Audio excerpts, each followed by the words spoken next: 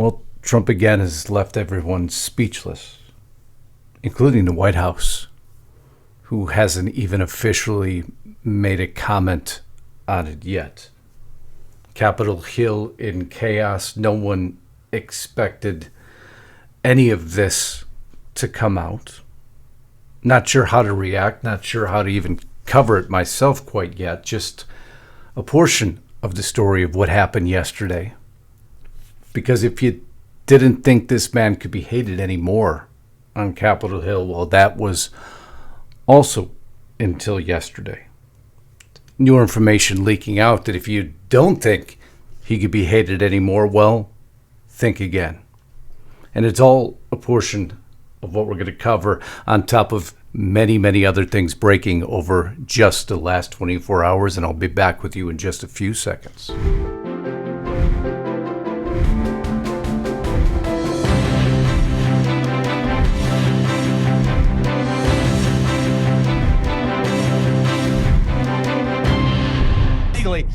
And here's my question for you, Geraldo. My question for you is this. What do you mean by they're not criminal aliens? Are you saying that they came here legally or illegally? Which is the answer? The only crime the vast majority of these people have committed is coming here illegally. Do you understand the definition of the word illegal? Because you just said they came here illegally. Do you understand what that means? That means they broke our laws. Well, it's official. Geraldo Rivera has lost it. 7 seconds of silence. Couldn't give an answer to what now we know is a very difficult question, I believe, to answer. But isn't the left completely silent on every issue when the hardest hitting journalism they can cover? As you know, so many of you that follow me on my channel know one of my favorite things to cover in the morning is I just love to go to the HuffPost to see what heavy-hitting journalism they're covering. How Trump broke the presidency. This is a live page, mind you. So I'm going to click on the link just to see what the headline article is, and I can almost tell you it will be, Epstein. Trump again dismisses Epstein hoax's victims' call for transparency. So let's go into the article and let's see. Oh, it's 4 paragraphs. President Trump again dismisses calls for the full release of files about disgraced financier and sex offender Jeffrey Epstein. Calls it a Democratic hoax. They're trying to get people to talk about something that's totally irrelevant to the success that we had as a nation. He also addressed rumors. Oh, gosh, we are back on this same tired storyline. Addressed swirling rumors about his health from last weekend? Come on, HuffPost, you could do better.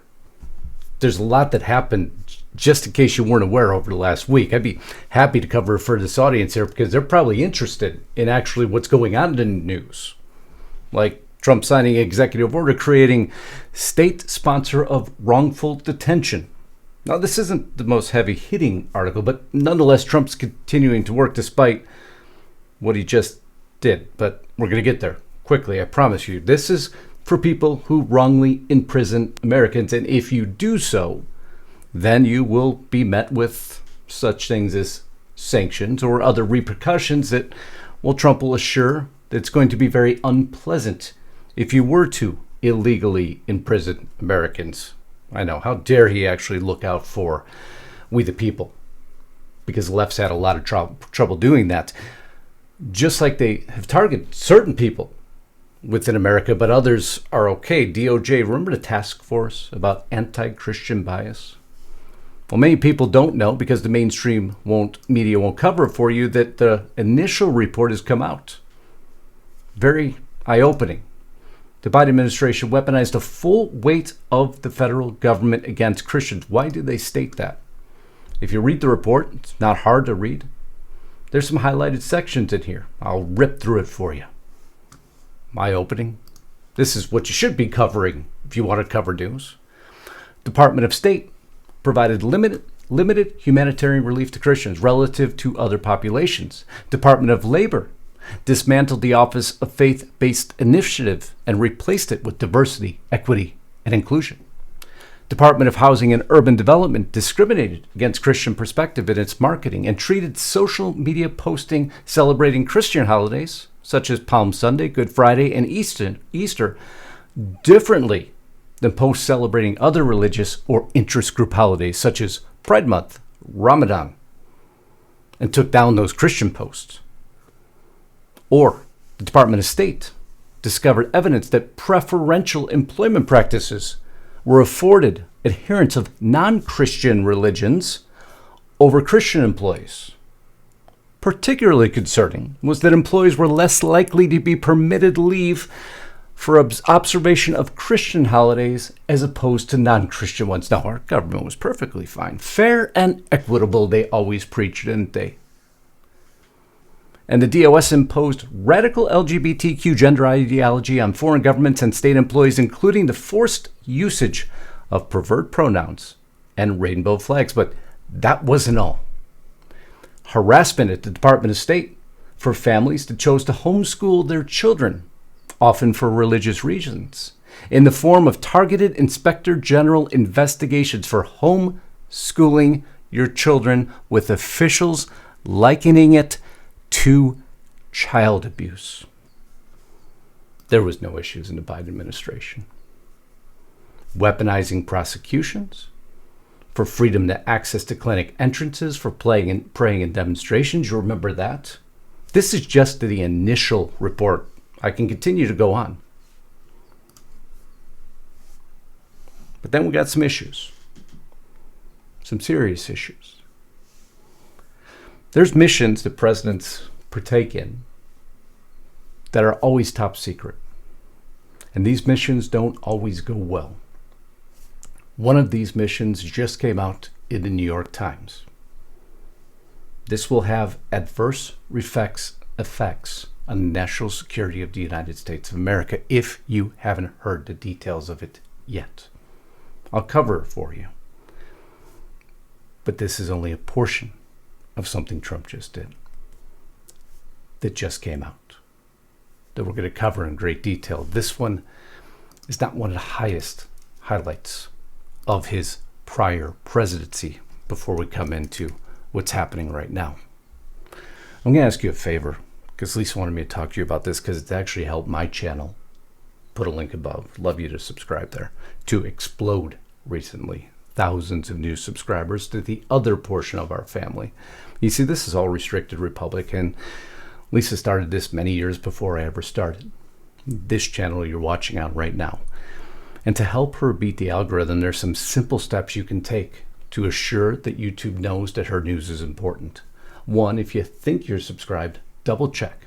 Make sure you are, and make sure your bell is checked to all. It seems like a simple step, but it's highly important so the algorithm knows that you enjoy her news and you enjoy the style that she's provided you for years. Also, by putting a comment, sharing a video, maybe providing super thanks, that lets these public platforms know that this is the news you want to watch. Also, she asked me one day that she wanted her own platform, one free of any of the rules and regulations, things where she can go ahead and publish anything she wanted. So we created RestrictedRepublic.com, our own platform, one we own, we control. Even this video you're watching today, we're going to re-air over there with all the commercials and interruptions removed. Just stone cold hard facts. A catalog so long it would take you months on top of months on top of months to get through. Because we air daily, I'm going to go ahead and continue this broadcast to the second portion because it's content that I know may not adhere to all the rules and regulations on the public platform. So out of respect to those, I'll carry on my podcast like I do almost every single day of the week over at Restricted Republic. That's how much content is there. We'd love you to join our family there. We'd love you to continue to support us. And thank you for all of you who have, because our other channel over at Justice Night has exploded. And that is because of each and every one of you. And for that, we are so eternally grateful. But now let's continue on, because this story is unfortunate. SEAL Team 6 heads out to North Korea. Their job is to put a device so that we can listen in. The mission fails. They bump into a small fishing vessel. of which there are civilians on the vessel, and unfortunately those civilians perish at the hands of SEAL Team 6. Most of those missions that occur remain confidential. There is unfortunate mistakes in warfare and repercussions that should never happen but do, and this was under President Trump. Now, of course, in his next term, or his current term, the New York Times decides to put this out when he is in some of the most sensitive political negotiations ever. Inappropriate timing, to say the least. But nonetheless, it appears everyone wants to disrupt his current administration, don't they? Nothing with prior administrations, no, they let it go, although investigations have been done on this over the Biden administration. Now we're going to put it out. Never focusing on anything else now, are they? That's just one thing that came out on Trump. There's some positive things happening in the background, though, continuing on with the news, things you probably haven't heard about, like this FCC potential filing that could have very adverse effects on Jimmy Kimmel, which we just covered on my station this week, as a matter of fact. You see, a filing against Jimmy Kimmel, I'll show you what it looks like. These are somewhat boring, but to me, never boring. A complaint against him. And why? Because they're stating that he airs for only one political party, the left. This article from Breitbart, 99% of late-night TV show guests have been liberals so far this year. And why is that a problem? Because he never declared who he contributes to, which is all, I think almost 100%, left candidates, Democrats.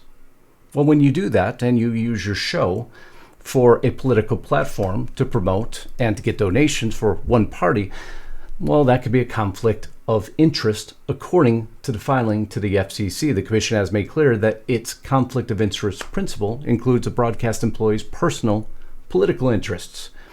Rules regarding disclosure of personal interests have dealt with financial interests. We believe the same principles govern personal political interests as well. So a filing against Jimmy Kimmel, if this is successful, this could have repercussions across the broadcasting landscape. Now, these rules apply to news hosts, but they haven't applied in the entertainment realm fully yet. So this filing could become extremely consequential, and the reason why I wanted to bring it to you before we get to the more shocking story of the day. Not the one about Chicago, although I've been watching the newspaper closely because rumor has it that Trump will be there this weekend. Why is it rumor? And why is it getting closer to the truth? Because even the Chicago Tribune reporting, Homeland Security avoids Illinois senators as opponents ready for immigration raids with protests and parades. Mayor of Broadview says the Trump administration has told her a large-scale enforcement campaign will soon be underway and could continue nonstop for 45 days. Does that mean this weekend? Not necessarily. But is it drawing closer? Absolutely. Is Pritzker getting a little nervous? Absolutely. So nervous that he says that this is all so that Trump can take over the ballot boxes in the state. A common line that he heard Newsom use, and so now he's using it as his own. But it's all meant to be incendiary, rather than focus on enforcement and utilizing the resources of Trump to help clean up the city that people have been asking for help on. No, let's keep it always adversarial, but we would expect nothing else from Brandon Johnson and Pritzker, now would we? Only focus on something like sending National Guard to Chicago could cost taxpayers nearly $1.6 million a day, although no official numbers had been made public. Interesting. Did you hear about this little one too? Judge blocks Trump administration's end of legal protection for 1.1 million Venezuelans. Now, that could confuse some of you that follow this closely, because you may understand that there was a ruling by the Supreme Court against this now, wasn't there? An 8-1 Supreme Court ruling, as a matter of fact, that will allow the Trump administration to rescind Biden-era temporary deportation protections. But I warned you at the time of that ruling that they did not rule on the merits of the case. So the judge went back in this circuit court, I believe. I get that wrong sometimes. And said, okay, I'm going to take it up now based on the merits, reopens it, and blocks the administration again. Isn't this a continual cycle of lawfare? It's never stopped for the Trump administration. For those of you not familiar with my broadcasting style, this is what I do every day. I cover all the major topics so you don't have to worry about it. I guess that's why the channel's become so successful. Save you a little bit of time in your life. Now, this one was extremely interesting to me. Extremely interesting. This whole National Archive / AutoPen / did Biden sign it / was Biden running the White House or not saga, well, just took on a whole new form. And it was actually an accident. Because under the investigation, they asked the National Archives for some information on the Biden administration. And they accidentally uncovered extremely damning information against Biden that they truly didn't intend to uncover. Now your question should be, what happened? During the final months, we knew there was many clemencies being granted. And there was some last-minute clemencies. A meeting that took place, reportedly, between December of 2024 and January 2025. Last-minute meeting. And allegedly, Biden gave some verbal approvals about multiple clemencies because nobody could find his signature. And this was about the death row inmates and pardons for his family. So they called the National Archives and say, look, we can't find any evidence of this. Can you at least show us a record that he was in the meeting? Show us some staff notes to confirm he was there. But they couldn't find any staff notes. They couldn't even find that he was in the room. We did not find specific meeting notes to clearly mention or note the president was even present. President Biden's decision memo on commuting federal death row sentence is unmarked, and NARA cannot find a version indicating President Biden's approval. Well, that's not going to bode well for the administration. Probably have a lot of people real nervous right now. On December 10th, 2024, the White House received a draft memorandum from White House counsel Edward Siskel, who urged Biden to use your clemency authority to commute to life imprisonment without the possibility of probation, sentence of 37 people. The memo had options for Biden to do 4 things: approve as amended, reject, or discuss. Pretty simple. Except the National Archives was unable to find a finalized memo showing Biden approved all 37 commutations. Yet, all 37 were signed. And folks, therein lies a significant problem. And you wonder why all these people who are chucking their butts into Congress are remaining so tight-lipped now, aren't they? This story is not over because the National Archives, who was looking for any evidence of Biden's participation, inadvertently found that he was missing from the process altogether, which just goes to confirm what we already knew. But what did Trump do to throw the Capitol into chaos? Well, it appears he did something that no one expected. And he did it many, many years ago. Well, at least according to Speaker Mike Johnson. So I went through Trump's Truth Social to see if he made a comment or the White House made a comment or anyone made a comment on it, but all I found was silence. I found a reference. The confusing and badly failing Democratic Party did nothing about Jeffrey Epstein while he was alive except befriend him, socialize with him, travel to his island, take his money. They knew everything there was to know about Epstein, which they did. They had all the records they're now complaining aren't being pushed out, but they didn't push him out. They didn't release him. Why not, you must ask? Because if President Trump was in him, if Republicans were in him, who they so hated and deplored, they most certainly would have released the documents now, wouldn't they have? Because they released every other document and every other adversarial attack they could take. But this one, they just simply scuttled? Folks, come on now. The answer is nowhere to be found. The now dying, after the DOJ gave thousands of pages of documents, well, we could stop there. Because everybody's mad at Trump for calling it a hoax, stating that he's calling it, in other words, that this never existed, that Epstein never did anything, which President Trump hasn't stated. And so Mike Johnson did his best, which is never actually his best because I struggle with Mike Johnson, to clear up the matter. But in doing so, opened up Pandora's box on Capitol Hill and potentially silenced every critic in a statement, well, that shell-shocked everyone because no one expected what he said. And it could go to shut down about every single narrative on President Trump that anyone on the left has ever put out. Hoax that the Democrats are using to try to attack him. He has never said or suggested or implied. I've talked to him about this many times. It comes across as calling the whole thing a hoax. It's been misrepresented. He's not saying that what Epstein did is a hoax. It's a terrible, unspeakable evil. He believes that himself. When he first heard the rumor, he kicked him out of Mar-a-Lago. He was an FBI informant to try to take this stuff down. The president knows and has great sympathy for the women. Well, you heard him right. The president was an FBI informant. What did President Trump do? He was an FBI informant? Now, no one saw that one coming, did they? Well, I can't wait to see how the left would respond to that. I can't wait to see what the White House response will be to that, or what President Trump's response will be to that, because so far all I've seen and heard is silence. Now, I could almost tell you what the left and will say. There must be a reason, because you know those gangsters. You know why they become FBI informants, right?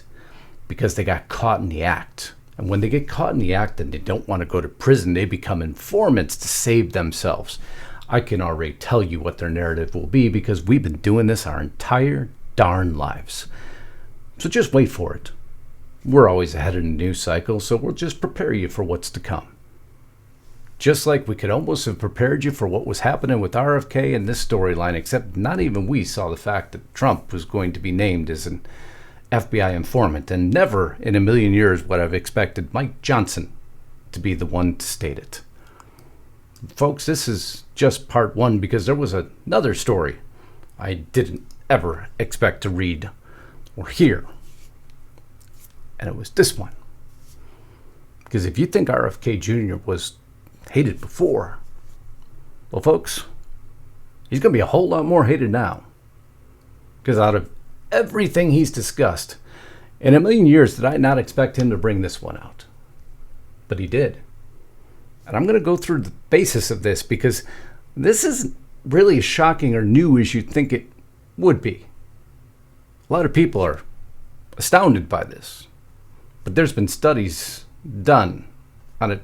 And there's a reason I'm being very careful about what I'm saying, because some of this will be aired on public platforms. So I'm adhering to their rules very carefully. But that's why we're going to continue on this podcast now. For those of you on the public platforms, I hope you'll join us at Restricted Republic, because I'll kick this over now and go full tilt. And make sure you all go to this next tab. That will be the video. I invite you because more eye-opening information is about to hit you right between the eyes. I love you all. Until next time, Godspeed and God bless. Justice Knight, signing out.